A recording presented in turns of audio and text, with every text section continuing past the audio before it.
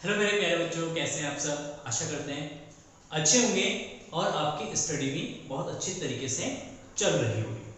बच्चों, आज इस वीडियो में हम बात करने वाले हैं और पढ़ेंगे आज बहुमापी के अनुप्रयोग के बारे में। बहुमापी के दो अनुप्रयोग हैं। फर्स्ट अनुप्रयोग है कि दो सेलों के विद्युत वाहक बलों की अगर तुलना करना है तो हम बहुमापी का यूज करते हैं। या कोई भी हमारे पास एक सेल है, कोई एक सेल है और उस सेल का हम बहुमापी का प्रयोग से उसका आंतरिक प्रतिरोध ज्ञात कर सकते हैं। तो मतलब अगर किसी सेल का आंतरिक प्रतिरोध ज्ञात करना है तो बहुमापी का यूज करेंगे। अगर दो सेल का वैद्युत वाहक बलों की तुलना करना है तो उसके लिए भी हम बहुमापी का यूज करने वाले हैं।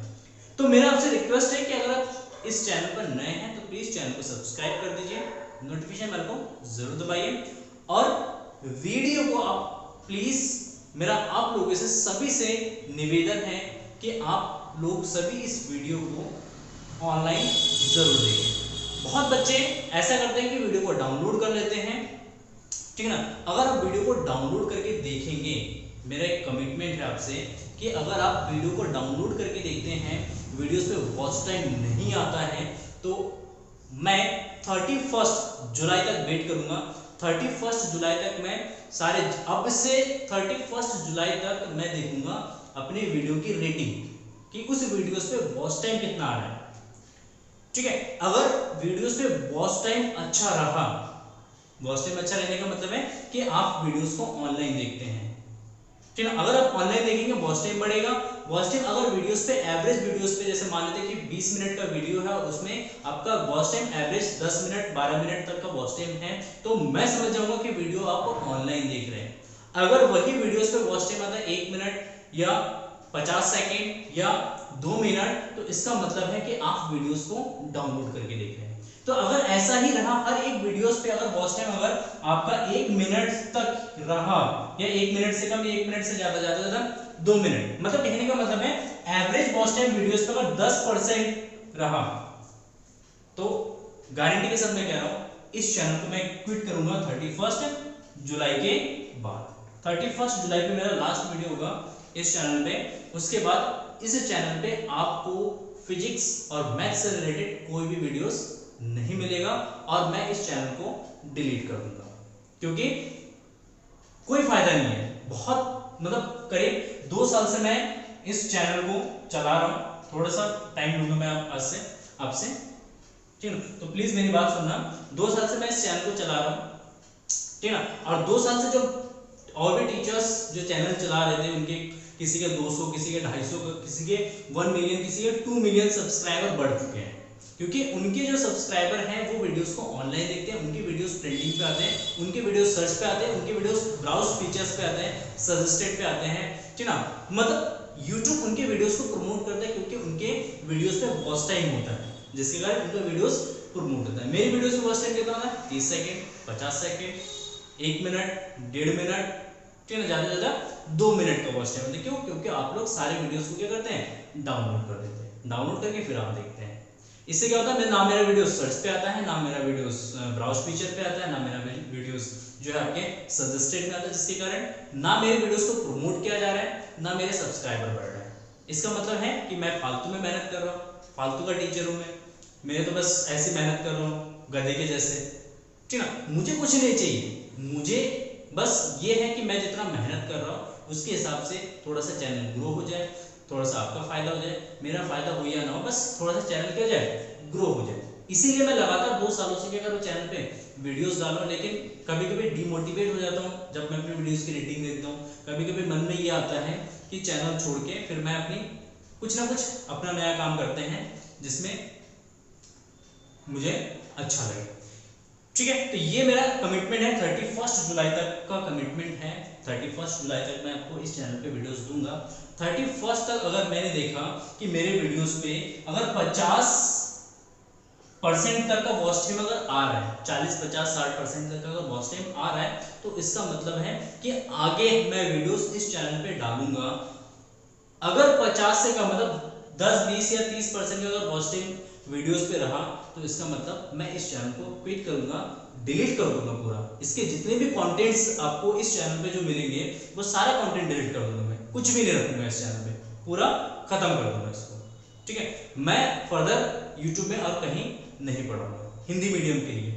इंग्लिश मीडियम का चैनल है मेरा फिजिक्स वायरस, ठीक है ना, उस चैनल पे मैं देखूंगा, जो भी मुझे टाइम मिलेगा तो मैं उस चैनल को कैरी करूंगा इंग्लिश मीडियम सीबीएसई के बच्चों के लिए, ठीक है ना। वहाँ पे देखूंगा 1-2 साल, अगर वो चलता है तो सही है, और नहीं चलता है तो 1 साल बाद यूट्यूब पूरा क्विट हो जाएगा, मेरे कैरियर से यूट्यूब खत्म हो जाएगा, ठीक है। तो ये एक मैंने आपके साथ कुछ चीजें शेयर किया है, आई होप आप लोग इस पर गौर करेंगे, ठीक है।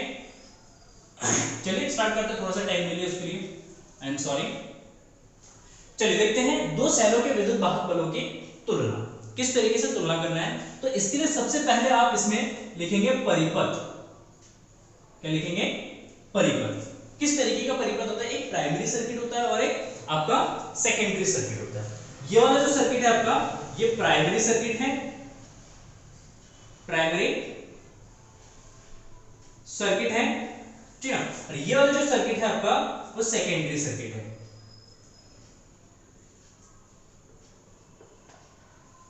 ठीक है।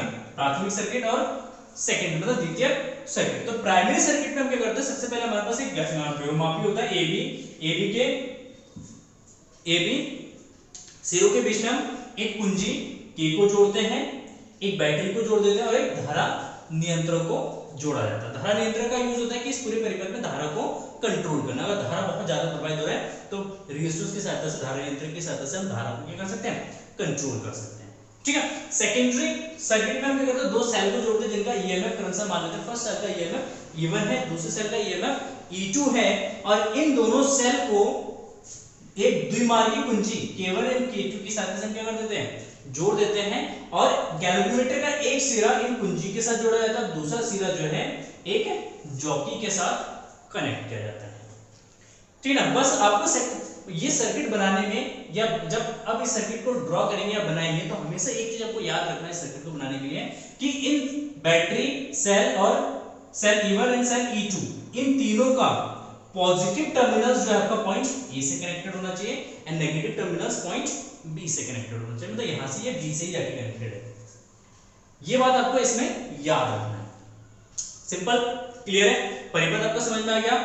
मैं लिखा कुछ नहीं रहा हूं इसमें, आपको पीडीएफ मिल जाएगा लिंक के डिस्क्रिप्शन में, सॉरी डिस्क्रिप्शन के लिंक में, ठीक है ना। डिस्क्रिप्शन में जाना है, एक लिंक मिल जाएगा आपका पीडीएफ का इस चैप्टर के, वहां से आप उसको डाउनलोड कर लेना, वहां से आप अपना लैंग्वेज देख सकते हैं। बहुत इजीएस्ट लैंग्वेज में वहां पे लिखा हुआ है, ठीक है। पीडीएफ डाउनलोड कर लेना, लैंग्वेज में लिखा रहा। अब इसके बाद परिपथ के बाद आता है कार्यविधि। क्या आता है? कार्यविधि। कार्यविधि किस तरीके से करना, प्रोसीजर क्या है? तो इसमें सबसे पहले हम क्या करेंगे, इस बैटरी को ऑन कर देंगे। जैसे बैटरी को ऑन करेंगे, परिपथ में क्या होगा, धारा प्रवाहित होगा, ठीक है। जैसे बैटरी को क्या करेंगे, ऑन करेंगे, ऑन करते ही इस पूरे परिपथ में प्राइमरी सर्किट में क्या होगा, धारा प्रवाहित होने लगेगा।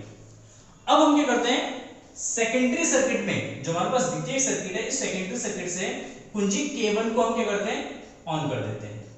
जैसे कुंजी K1 को ऑन करेंगे तो ये जो E1 सर्किट है, सॉरी E1 सेल है, ये हमारे क्या जाएगा, एक्टिव हो जाएगा।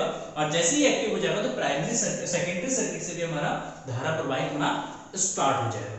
अब यहाँ पे हमको करना क्या है, हम क्या करेंगे, गैल्वेनोमीटर के साथ जो जॉकी कनेक्टेड है, इस जॉकी को इस तार पे स्लाइड करेंगे, और स्लाइड करने के बाद हम क्या करेंगे, एक नल डिफ्लेक्शन वाला पॉइंट कहते हैं। लेट्स से कि J1 जो है इसका शून्य विक्षेप की स्थिति है। तो कार्यविधि में फर्स्ट हम क्या करेंगे, K1 को ऑन करके, K1 को ऑन करके A1 को परिपथ में डालकर, परिपथ में डालकर जॉकी के द्वारा शून्य विक्षेप की स्थिति प्राप्त करते हैं। शून्य विक्षेप की स्थिति प्राप्त करते हैं। K1 को ऑन करके E1 को परिपथ में डालकर जॉकी द्वारा शून्य विक्षेप की स्थिति प्राप्त करते हैं। माना शून्य विक्षेप की, माना शून्य विक्षेप की स्थिति J1 पर प्राप्त होता है। कहां प्राप्त होता है? J1 पे प्राप्त होता है। और मान लेते हैं J1 की जो स्थिति है, माना A J1 is equal to L1 है। कितना? L1 सेंटीमीटर है, मान लेते हैं। किसमें है? सेंटीमीटर में। ठीक है, तो सेल फर्स्ट का EMF E1 बराबर क्या है? KL1, जहां K क्या है? विभव प्रवणता है, विभव प्रवणता है। क्लियर है? तो ये फर्स्ट सेल को हम ऑन करके फर्स्ट सेल के लिए इतना कैलकुलेशन कर लेंगे। नेक्स्ट करेंटली में सेकंड सेल को हम ऑन करना है, तो अब नेक्स्ट केस में क्या करेंगे? इसको ऑफ कर देंगे, इस की को ऑफ कर देंगे, इसको ऑफ करते ही E1 जो है हमारा क्या हो जाएगा? ऑफ हो जाएगा। अब हम K2 को क्या करेंगे? ऑन कर देंगे। सेकंड केस में K1 को ऑफ करके K2 को ऑन कर देते हैं, जिससे सेल E2 परिपथ में आ जाता है। जिससे क्या होगा? E1 ऑफ हो जाएगा, E2 जो है परिपथ में आ जाएगा।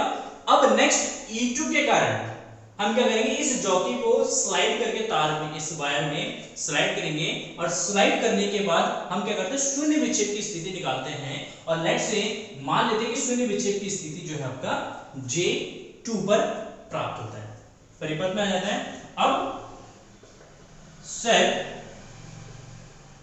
E2 के लिए शून्य विक्षेप की स्थिति प्राप्त कर लेते हैं। किसमें? शून्य विक्षेप की स्थिति प्राप्त कर लेते हैं। अच्छा, अब शून्य विक्षेप की स्थिति प्राप्त कर लेते हैं, मान लेते हैं। अब माना J2 पर शून्य विक्षेप की स्थिति प्राप्त होती है, और A J2 जो है वो क्या जाएगा? L2 के बराबर हो जाएगा। A से J तक J2 की जो लंबाई है, A से J2 की जो लंबाई है वो मान लेते कितना है? L2 है, L2 सेंटीमीटर। तो सेल का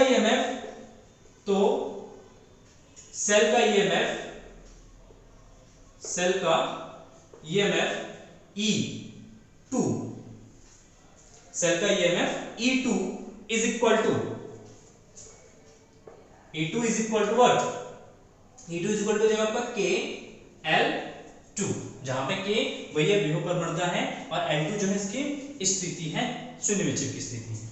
अब दोनों इक्वेशन को क्या करते हैं? हम डिवाइड करते हैं, समीकरण 1 और ये समीकरण नंबर 2। तो समीकरण 1 डिवाइडेड बाय समीकरण 2, तो ये E1 by E2 is equal to KL1 by KL2। K से K कैंसिल हो जाएगा, तो E1 upon E2 is equal to L1 upon L2। ठीक है, तो इस फॉर्मूले को अगर ऑब्जर्व करते हैं, तो इस फॉर्मूले में आपको क्या करना है? अगर E1 और E2 की अगर तुलना करना है, E1 और E2 आपस में एक दूसरे से इसकी अगर तुलना करना है, तो उस कंडीशन में L1 और L2 कैलकुलेट कर लेंगे एक्सपेरिमेंट करके, और इसका रेशियो निकाल लेंगे, तो वो रेशियो E1 और E2 हो जाएगा। अगर इसमें से मान लेते हैं कि E2 हमें पता है, तो E1 जो है, मतलब E1 जो है आपका एक नोन सेल है। E2 जो आपका एक नोन सेल है, मतलब कहने का मतलब है हमें पता है E2 का EMF कितना है, उसका आंतरिक प्रतिरोध कितना है। तो E1 और E2 अगर पता है, तो हम E1 अगर अननोन है, तो उस कंडीशन में E1 कैलकुलेट कर सकते हैं। E1 इज इक्वल टू जो है L1 upon L2 into E2। तो इस फॉर्मूले से हम इस अननोन सेल के EMF को इजीली हम कैलकुलेट कर सकते हैं। ठीक है, तो ये हो गया हमारा फर्स्ट प्रोसीजर कि दो सेलों के ईएमएफ के आपस में क्या कर सकते हैं, इजीली कंपेयर कर सकते हैं, उसकी तुलना कर सकते हैं। ठीक है, क्लियर है। नेक्स्ट यूज आते हैं किसी भी अज्ञात सेल का आंतरिक प्रतिरोध ज्ञात करना। सेम सर्किट होगा, मैं इसको मिटाऊंगा नहीं सर्किट को, इसी सर्किट का हम यूज करेंगे सेल का आंतरिक प्रतिरोध निकालने के लिए। बस इसमें एक छोटा सा चेंज करेंगे, क्या करेंगे, एक छोटा सा चेंज करेंगे कि जो हमारे पास E2 सेल है, E2 सेल को यहां से हटा के यहां पे हम क्या करते हैं, प्रतिरोध बॉक्स को जोड़ देंगे। क्या है, एक प्रतिरोध बॉक्स है।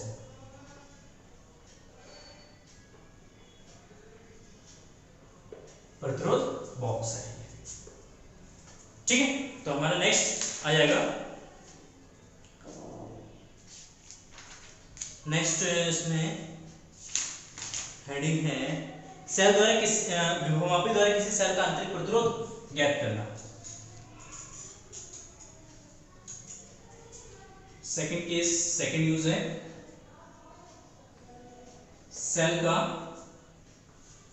आंतरिक प्रतिरोध ज्ञात करना। तो इसमें भी सिंपल सा फर्स्ट क्या लिखेंगे, हम परिपथ के बारे में लिखेंगे। परिपथ, दो परिपथ है हमें, प्राइमरी एंड सेकेंडरी। प्राइमरी परिपथ में हम क्या करेंगे, क्या लिखेंगे इसमें, माना विभवमापी के तार AB के सिरों के बीच एक कुंजी की बैटरी तथा एक धारा नियंत्रक को जोड़ देते हैं, जिसे हम प्राथमिक परिपथ कहते हैं। तथा बिंदु A से एक सेल को एक कुंजी K1 तथा एक गैल्वेनोमीटर के द्वारा एक जॉकी से जोड़ देते हैं। तथा सेम बिंदु A से एक प्रतिरोध बॉक्स को एक कुंजी K2 और एक गैल्वेनोमीटर G को एक जॉकी J से जोड़ दिया जाता है, इसको हम क्या कहेंगे, प्राइमरी सर्किट। या इसको हम इस तरीके से लिख सकते हैं कि बिंदु A से एक सेल तथा एक प्रतिरोध बॉक्स को समांतर क्रम में एक द्विमार्गी कुंजी से के द्वारा एक गैल्वेनोमीटर तथा एक जॉकी से जोड़ देते हैं, जिसको हम सेकेंडरी या द्वितीयक परिपथ कहते हैं। यह हो जाएगा आपका परिपथ। परिपथ के बाद आ जाएगा कार्यविधि। कार्यविधि कैसे करना है, कार्यविधि तो सेम कार्यविधि है। फर्स्ट कि हम सबसे पहले क्या करेंगे, कुंजी K1 को ऑन कर देंगे। कुंजी K1 को ऑन करके E1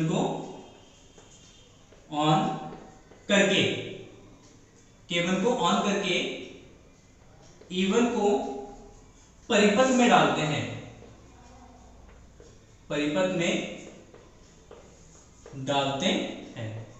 तथा E1 के लिए एक शून्य विक्षेप की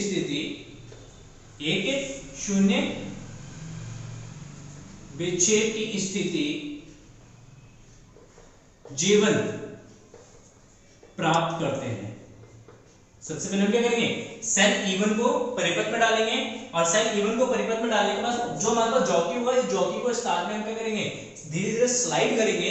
और जैसे ही धीरे धीरे स्लाइड करेंगे तो एक ऐसा पॉइंट हमें मिलेगा जहां पे शून्य विक्षेप की स्थिति प्राप्त होगी, मतलब गैल्वेनोमीटर में किसी तरीके का कोई भी डिफ्लेक्शन नहीं होगा। तो मान लेते हैं कि वो जो शून्य विक्षेप की स्थिति है वो कहां पे है, J1 पे है। कहां पे, J1 पे है, ठीक है। तो मान लेते हैं कि A से J1 की जो दूरी है वो कितना है, L1 है। A से J1 की दूरी कितना है, L1 है। तो सेल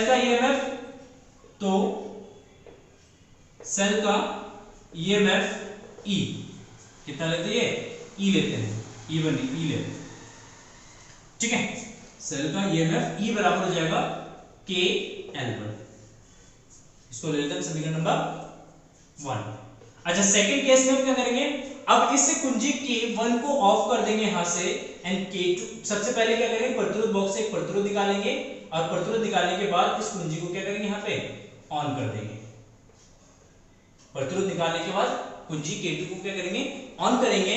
और K2 को जैसे ही ऑन करेंगे तो K2 को ऑन करने के बाद फिर हम क्या करेंगे, इस गैल्वेनोमीटर का यूज करके, इस गैल्वेनोमीटर के साथ जो जॉकी है उसका यूज करके हम क्या करेंगे, फिर से एक शून्य विक्षेप की स्थिति प्राप्त करेंगे। तो द्वितीय केस में ठीक है, केबल को ऑफ करके, केबल को ऑफ करके प्रतिरोध बॉक्स से, ऑफ करके प्रतिरोध बॉक्स से एक प्रतिरोध R को निकालकर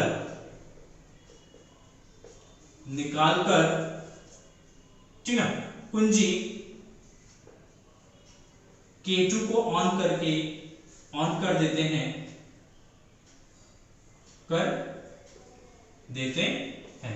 तथा जॉकी की सहायता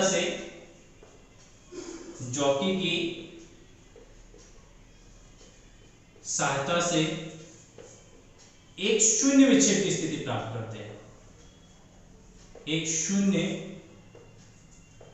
विक्षेप की स्थिति J2 ले लेते हैं, J2 प्राप्त करते हैं, J2 प्राप्त करते हैं। ठीक है, केबल को ऑफ करके प्रतिरोध बॉक्स से एक प्रतिरोध R निकालकर कुंजी K2 को क्या करेंगे, ऑन कर देंगे, एंड कुंजी K2 को ऑन करके फिर यहाँ पे जो जॉकी लगा होगा उसको इस तार में स्लाइड करेंगे, एंड स्लाइड करने के बाद अगेन हम क्या करेंगे, शून्य विक्षेप की स्थिति प्राप्त करेंगे, और जैसे शून्य विक्षेप की स्थिति प्राप्त हो जाएगी उसको हम इसके साथ जो मीटर स्केल लगा होगा उसकी सहायता से हम क्या कर लेंगे, उसको पढ़ लेंगे। ठीक है, तो J2 को प्राप्त करते हैं तथा माना A J2 जो है वो कितना हो जाएगा, L2 हो जाएगा। अब देखिए, अगर कोई भी एक प्रतिरोध होता है, लेट्स से ये एक प्रतिरोध है और इसमें धारा प्रवाहित होता है I, तो इस धारा के कारण इस प्रतिरोध के सिरों के बीच में क्या बनेगा, एक विभवांतर बनेगा V। तो सेम जैसे ये प्रतिरोध बॉक्स से प्रतिरोध निकालेंगे, इसमें एक धारा प्रवाहित होगा, इस धारा प्रवाह की वजह से इस प्रतिरोध बॉक्स के सिरों के बीच में एक विभवांतर बनेगा, और जो प्रतिरोध बॉक्स के सिरों के बीच में विभवांतर, या लिख सकते हैं प्रतिरोध के सिरों के बीच का विभवांतर V बराबर हो जाएगा KL2। किसके बराबर हो जाएगा, वो जो विभवांतर है वो AN J2 के बीच का जो विभवांतर है उस विभवांतर के बराबर हो जाएगा, विभवांतर के बराबर। जैसे उस विभवांतर के बराबर हो जाएगा तो दोनों आपस में बराबर हो जाए, तभी हमें शून्य विक्षेप की स्थिति प्राप्त होगी। क्लियर है, तो इसका मतलब V बराबर हो जाएगा KL2। तो यहां से समीकरण 1 और इसको समीकरण नंबर 2 मान लेते हैं, तो समीकरण 1 व 2 से देखो, समीकरण 1 व 2 से अगर इसका यूज करेंगे तो E/V बराबर है KL1/KL2, इससे कैंसिल आउट हो जाएगा, देन L1/L2। लेट्स से समीकरण नंबर 3 है, ठीक हो गया, क्लियर है। चलिए, अब सेल का आंतरिक प्रतिरोध के लिए क्या फॉर्मूला होता है, सेल का आंतरिक प्रतिरोध अगर रिकॉल करते हैं, सेल का आंतरिक प्रतिरोध R बराबर क्या फॉर्मूला होता है, कैपिटल R E/V-1 करके इस तरीके से फॉर्मूला होता है, वो निकालते हैं। देखिए, ये फॉर्मूला होता है R E/V-1, ये होता है फॉर्मूला। अगर आपको फॉर्मूला याद नहीं है तो आप किस तरीके से निकालेंगे, सबसे पहले उसके बारे में डिस्कस कर लेते हैं कि मान लेते हैं कि आपको फॉर्मूला याद नहीं है तो कैसे निकालेंगे। तो हमें पता है V बराबर है E-IR, यहां से I निकालेंगे तो I बराबर हो जाएगा E-V/I, ठीक है। According to Ohm's law I बराबर लिख सकते हैं V/R, R ऊपर चला जाएगा, देन R E-V/V, V को दोनों के डिवाइड में ले लेते हैं, यहाँ पे जाएगा R ब्रैकेट में E/V-V/V कितना जाएगा, 1 हो जाएगा। देन E/V का वैल्यू हम इस वाले इक्वेशन से लिख सकते हैं, समीकरण नंबर 3 से E/V का वैल्यू जाएगा आपका L1/L2, यहाँ पे रख देंगे, देन R बराबर हो जाएगा कैपिटल R L1/L2 माइनस, तो ये जो फॉर्मूला आएगा इस फॉर्मूले से हम क्या निकाल सकते हैं, सेल का आंतरिक प्रतिरोध ज्ञात कर सकते हैं। अब देखिए यहाँ पे एक्सपेरिमेंट से हमें क्या करना है, जब हम एक्सपेरिमेंट करेंगे तो एक्सपेरिमेंट से आपको L1 एंड L2 का वैल्यू निकालना है, ठीक है, और जो R है वो हम ऑलरेडी इस प्रतिरोध बॉक्स से निकाल चुके हैं। ठीक है, अगर 10 ओम का निकालना है तो R की जगह 10 ओम यूज कर लेंगे। अगर हम R का वैल्यू 20 ले रहे हैं, यहाँ से 20 ओम का प्रतिरोध निकालना है तो R की जगह यहाँ पे क्या यूज कर लेंगे, 20 ओम का प्रतिरोध यूज कर लेंगे। तो इस तरीके से इस फॉर्मूले का यूज करके कोई भी अननोन सेल का हम आंतरिक प्रतिरोध कैलकुलेट कर सकते हैं। तो it is a very simple method, ठीक है ना, एक बहुत ही सिंपल मेथड है जिसके द्वारा हम किसी भी सेल का आंतरिक प्रतिरोध ज्ञात कर सकते हैं। सिंपल डेरिवेशन है and simple theory. I hope आपको ये वीडियो समझ में आया होगा और शुरू में मैंने जो आपको एक संदेश दिया है, जो एक मैसेज दिया है, वो भी आपको समझ में आया होगा और आई होप आप आगे से उसी के अकॉर्डिंग रिस्पॉन्ड करेंगे इस चैनल पे। ठीक है, अगर आपको चैनल अच्छा लगता है तो आपको अगर लगता है कि मैं रेगुलर वीडियोस अपलोड करूं तो जो मैंने आपको शुरू में एक मैसेज दिया है उसी के अनुसार आप इस चैनल पे रिस्पॉन्स देंगे। ठीक है, अगर आपको नहीं चाहिए, इस चैनल की नीड नहीं है, तो आप वही करेंगे जो आप पहले कर रहे थे, और वैसा करेंगे तो फिर आपको जब नीड है ही नहीं इस चैनल की, तो ये चैनल का यहाँ पे रहना कोई, मुझे लगता है रहना किसी के लिए फायदेमंद नहीं है। तो आई होप फिर चैनल क्या जाएगा, डिसेबल हो जाएगा। Thank you for watching this video and have a nice day, bye bye.